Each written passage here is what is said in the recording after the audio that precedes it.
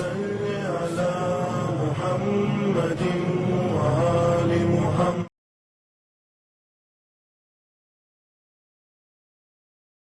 اعوذ باللہ من الشیطان الرجیم. بسم اللہ الرحمن الرحیم. اللہم صلی علی محمد وآل محمد وعجل فرجہم. معزز ناظرین و سامعین، السلام علیکم ورحمۃ اللہ وبرکاتہ. گناہوں سے بچنے کے طریقے. اس سیریز میں کل ہم نے بات کی تھی کہ ایک بہترین طریقہ گناہ سے بچنے کا یہ بھی ہے کہ انسان طبیب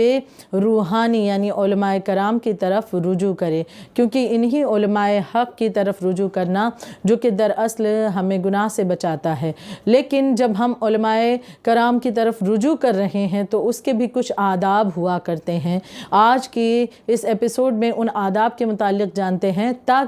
جب ہم علماء کرام کی طرف رجوع کریں تو ان طریقہ کار پر عمل کر کے ہم اپنے مقصد کو حاصل کر سکیں. یعنی اپنے آپ کو ہم گناہ سے بچانا چاہتے ہیں، ہم دین کو سمجھنا چاہتے ہیں، ہم دین کو جاننا چاہتے ہیں، اپنے علم میں اضافہ کرنا چاہتے ہیں، تو لہٰذا ہم نے علماء کرام کی طرف رجوع کیا. لیکن اب اس کے آداب کیا ہیں، کس انداز سے ہمیں ان کی طرف رجوع کرنا ہے، ان چیزوں کو بھی اگر ہم جان لیں تو بے شک اور مسئلے زیادہ جلدی بہتر حل ہو سکتے ہیں. انسان کے لیے وہ زیادہ اپنے آپ کو اپنے مقصد کے زیادہ قریب ہو سکتا ہے. لہٰذا علماء کی صحبت سے فیض حاصل کرنے کے بھی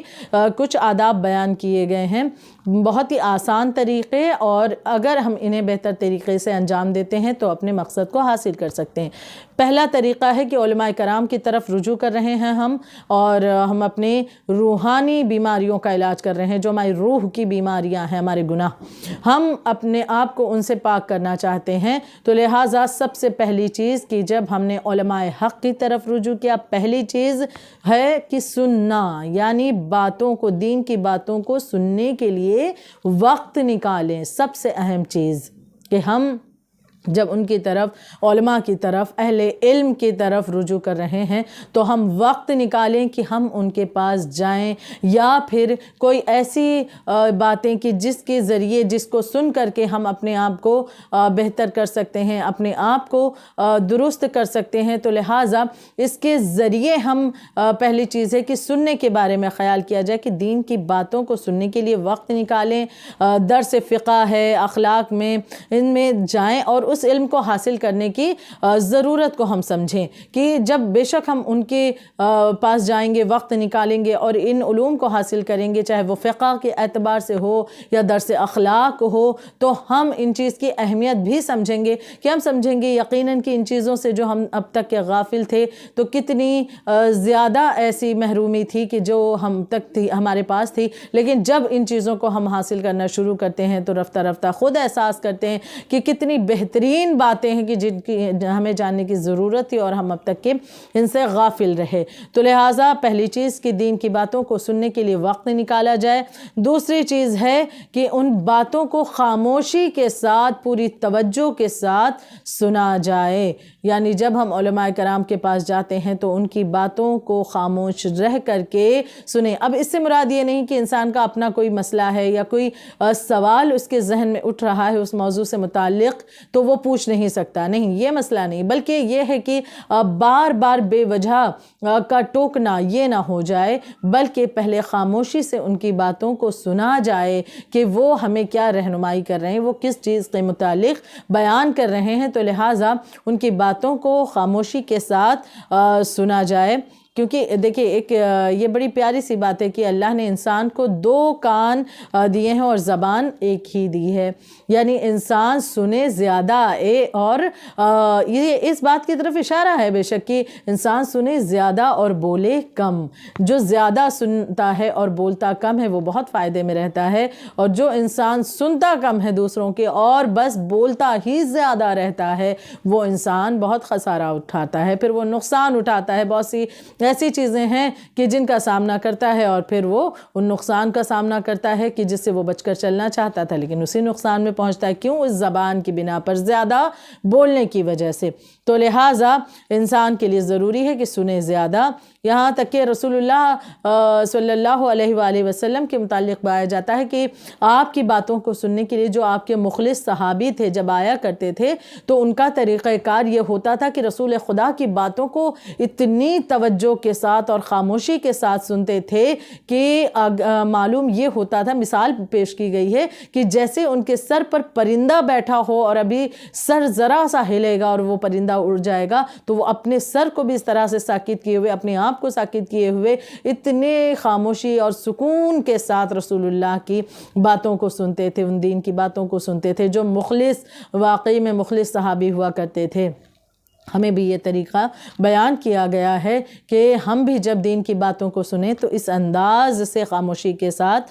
سنا جائے۔ تیسری چیز ہے حفظ کرنا، کہ جو باتیں ہم نے سنی ہیں اسے بس یہ نہ ہو جائے کہ سن کر ہم بس وہاں سے اس بزم سے اٹھے اور سن کر اٹھے اور اس کے بعد وہیں پر ہم نے ان چیزوں کو چھوڑا اور اپنے اپنے کاموں میں لگ گئے، نہیں، بلکہ جن باتوں کو ہم نے سنا ہے اسے حفظ کیا جائے، یعنی یاد بھی کیا جائے کہ ان چیزوں کو جو ہم نے سنا ہے ان کو یاد اگر رکھیں گے تو اس کے ذریعے ہی فائدہ ہوگا، فقط سن لینا کافی نہیں ہے، بلکہ سب سے اول چیز کہ ان چیزوں کو سننے کے لیے وقت نکالے، دوسری چیز خاموشی کے ساتھ سنیں، اور تیسری اہم چیز ہے کہ ان چیزوں کو حفظ کرے، یاد کرے جو علماء کرام ہمیں بتا رہے ہیں، کیونکہ یہ اللہ و رسول کی باتیں، ائمہ طاہرین علیہ السلام کی باتوں کو ہم تک پہنچا رہے ہوتے ہیں، لہٰذا ان باتوں کو سننے کے بعد انہیں حفظ کیا جائے اور اسے یاد رکھا جائے۔ ہم اپنے جسم کے دوسرے اعضاء و جوارے کو جو کام دے رہے ہوتے ہیں اس کے متعلق تو ہم خیال کرتے ہیں اور اس سے اس کام کو لیتے بھی ہیں، ہاتھ ہمارے ہیں، ہاتھ سے ہم اپنے لکھنے پڑھنے کا کام یا کوئی کام جو بھی ہمیں کرنا ہے، مومنٹ وغیرہ، اس کا کام لیتے ہیں، اگر پیر ہیں تو اس کے ذریعے بھی ہم کام لے رہے ہوتے ہیں، چلنے پھرنے کا کام، لیکن ہمارا یہ جو ذہن ہے ہم اسی سے کام کم لیتے ہیں یا لیتے ہیں تو غلط باتوں میں، لہٰذا اس کا صحیح استعمال یہ ہے کہ اس میں اپنے حافظے کو اس انداز سے تیز کیا جائے کہ جو دین کی باتیں ہیں، جو اچھی باتیں ہیں، جو نیکی کی باتیں ہیں، جو راہ حق کی باتیں ہیں، علماء کرام کے ذریعے بتائی ہوئی معصومین علیہ السلام کی تعلیمات ہیں، ان چیزوں کو حفظ کیا جائے تاکہ ان چیزوں کو یاد کر کے ہم اپنے آپ کو بہتر کر سکیں۔ چوتھی چیز ہے تحریر کرنا، یعنی یہ بھی بہت اہم چیز ہے کہ انسان جن باتوں کو سن رہا ہے اور خاموشی کے ساتھ اس نے سنا، ان چیزوں کو یاد بھی کیا، اب اگر اسے تحریر کر لیتا ہے، لکھ لیتا ہے تو وہ چیزیں اس کے لیے ایک یوں کہیں کہ محفوظ ہو جاتی ہیں، اور جب بھی اسے ضرورت پڑے وہ ان چیزوں کو پھر سے دوبارہ ایک مرتبہ جان سکتا ہے اور ان چیزوں کو پڑھ سکتا ہے، جس کے ذریعے وہ چیزیں ایک مرتبہ پھر سے یاد ہو جاتی ہیں، ریپیٹ ہو جاتی ہیں اس انسان کے لیے۔ تو لہٰذا جن باتوں کو اس نے سنا ہے علماء سے، ان چیزوں کو تحریر بھی کر لے، نوٹ کر لے۔ دنیاوی ضروری چیزوں کو ہم نوٹ کرتے ہیں، ضروری چیزوں کے لیے ہم رجسٹر بھی بناتے ہیں، ان پہ اپنی ضروری زندگی کی چیزیں ہیں، اکاؤنٹ نمبر وغیرہ یا اور دوسری چیزیں جسے ہم ضروری سمجھتے ہیں، ان باتوں کو ہم نوٹ کرتے ہیں۔ لہٰذا یہ تو بہترین چیزیں ہیں جو ہمیں آخرت کا فائدہ یقیناً ہمیں دینے والی ہیں، تو انہیں بھی ہمیں تحریر کرنا چاہیے تاکہ جب کبھی ہم بھول بھی جائیں تو پھر سے ہم ان چیزوں کو یاد کر سکیں اور اس کے ذریعے ان چیزوں کی ایک مرتبہ ہمارے ذہن میں باتیں تازہ ہو جائیں۔ پانچویں چیز ہے عمل کرنا۔ جب ہم نے ان چیزوں کو سنا ہے، یاد کیا ہے، ان چیزوں کو تحریر کیا، تو اب اگلی صفت یہ ہے کہ عمل میں لایا جائے۔ عمل کرنا یعنی ضروری ہے بے شک انسان ان چیزوں کو پریکٹیکلی اپلائی کرے، فقط سن کر، لکھ کر، محفوظ کر کے، یاد کر کے اس نے جو محنت کی ہے، اب ان چیزوں کی محنت کہاں پر ہے کہ عمل کے میدان پر آنے کے بعد، کہ جب ان چیزوں پر وہ عمل انسان کرتا ہے تو حقیقی معنوں میں اس نے ان تمام چیزوں کو جو علماء کی صحبت میں جا کر کے سیکھا ہے، ان چیزوں کا وہ حق ادا کر پائے گا، کیونکہ مقصد یہی تھا کہ وہ عمل میں لائے اور اس میں تبدیلی آئے۔ تو یقیناً اب اسے ان چیزوں پر عمل کرنا ہے اور اس کے بعد پھر آگے بڑھنا ہے۔ اب اگلا جو اسٹیپ ہوگا وہ کیا ہے وہ ہے اگلا اسٹیپ اور آخری اسٹیپ نشر کرنا، یعنی جو اچھی باتیں اس نے سنی ہیں وہ صرف یہ نہ ہو کہ وہ اپنے تک محدود کر لے، بلکہ ان چیزوں کو وہ نشر بھی کرے، دوسروں تک بھی پہنچائے، تاکہ وہ چیزیں جب دوسروں تک پہنچیں گی تو یقیناً ایک بہترین معاشرہ بھی بنے گا۔ ہم اپنی آپ کو درست کرنے کے لیے خود ہمیں ذمہ داری لینی ہوگی، لیکن ہمیں معاشرے کو درست کرنے کے لیے بھی قدم اٹھانا ہوگا۔ جو علم ہم نے علماء کرام کی صحبت میں رہ کر کے سیکھا ہے، جانا ہے، سمجھا ہے، ان چیزوں کو یاد کیا ہے، سنا ہے، اسے عمل میں اب لا رہے ہیں، تو اب ان چیزوں کو ہم خود پر بھی اپلائی کریں، خود بھی اس میں بعمل ہو جائیں، اور ساتھ ساتھ انہیں نشر کریں، ان علم کو پھیلائیں۔ یہ نشر کرنا کتنا ضروری ہے کہ ہم اس بات سے اندازہ لگا لیں کہ پروردگار عالم نے جن مقدس ہستیوں کو اس دنیا میں بھیجا، انبیاء کرام ہو یا آخری نبی خاتم الانبیاء حضرت محمد مصطفیٰ صلی اللہ علیہ وآلہ وسلم، کہ انہیں وہ علم عطا کیا ہے جو علم غیب ہے۔ بے شک جب ان کے پاس علم تھا تو یقیناً وہ ہستیاں ہیں کہ پروردگار عالم جن کے صدقے میں سب کچھ خلق کر رہا ہے اور انہیں علم غیب دے رہا ہے، تو اب یہ کافی ہو جاتا کہ ان کے پاس تو وہ علم موجود ہے، لیکن خدا چاہتا ہے یہ علم نشر ہو، لہٰذا ان معصوم ہستیوں کے ذریعے بھی خدا نے علم کو نشر کرایا۔ رسول اللہ سے وہی علم مولا علی کے پاس، مولا کائنات سے، پھر دیگر ائمہ طاہرین کے پاس، یہاں تک کہ آپ کے مولا علی کے بعد یہ علم پھر آپ کے سب سے بڑے بیٹے، پہلے بیٹے امام حسن مجتبیٰ علیہ السلام کے پاس پہنچا ہے۔ امام حسن علیہ السلام وہ عظیم شخصیت ہیں کہ جنہوں نے اپنے علم کے ذریعے سے یقیناً اس دنیا کو سرفراز کیا ہے۔ وہ علم اس انداز سے آپ نے پہنچایا کہ آپ کے علم کی مثال ہم دیکھیں کہ آپ کے علم میں وہ حکمت آپ کے علم میں پائی جاتی تھی کہ جس کے ذریعے سے امت کا فائدہ ہی فائدہ آپ نے دیکھا ہے، مفاد دیکھا ہے اور اس کے لیے قدم اٹھایا ہے۔ چند ایک مثالیں پیش کروں کہ آپ کے علم و حکمت کے اعتبار سے